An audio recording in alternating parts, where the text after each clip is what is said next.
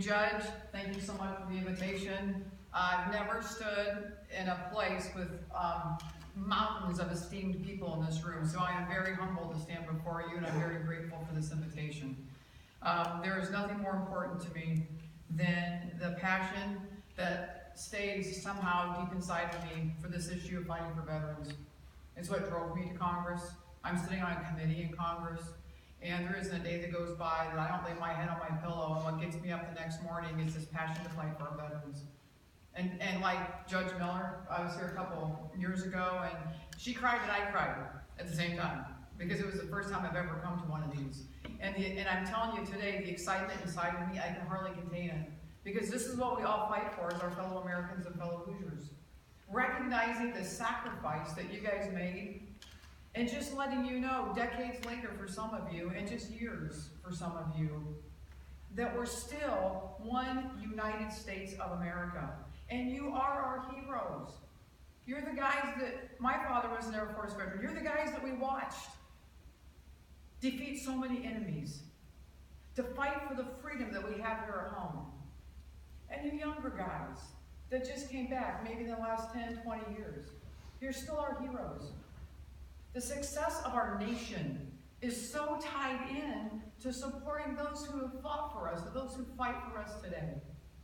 And I want to just tell you, one of the things that I think is just such a great perspective to be able to look at this from. We are a blessed community. Not every community in our state or our nation has a place for a second chance to hit a reset button for our veterans, and to stand together as a community with the folks that are represented in this room. I count it such an honor.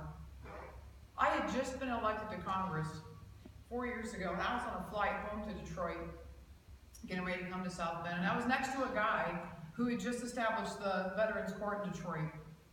And he just sat there for an hour and told me the litany of success that they've experienced in Detroit and what it's meant to our fellow veterans and their families who are often in this fight together.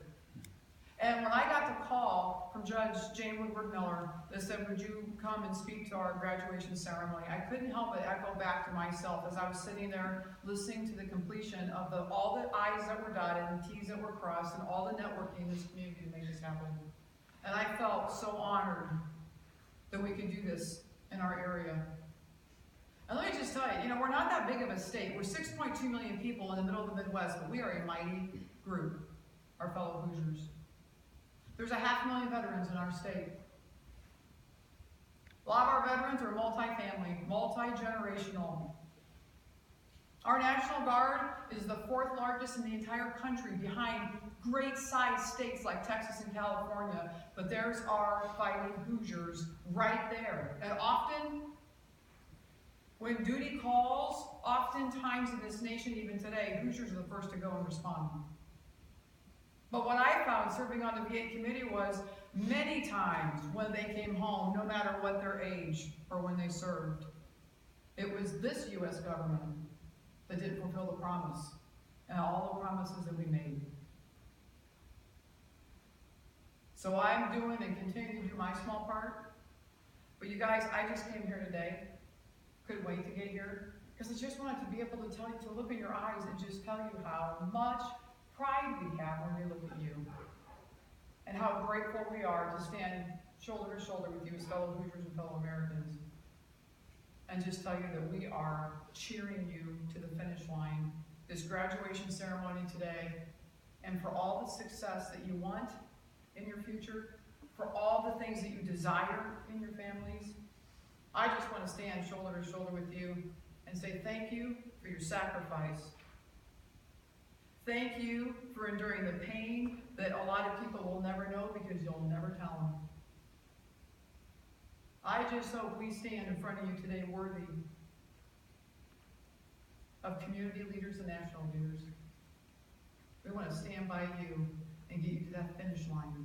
And I can't say thanks enough today for the folks that are in this courtroom and for the folks that are over here behind me and what kind of commitment they're making. But never think that this nation was no longer grateful for your sacrifice. We stand grateful. We stand for your success. I am always just one phone call away if I can ever do anything to help. I would count talent worthy that you call, that we can help. Grateful for what you've done, grateful for what you're going to do.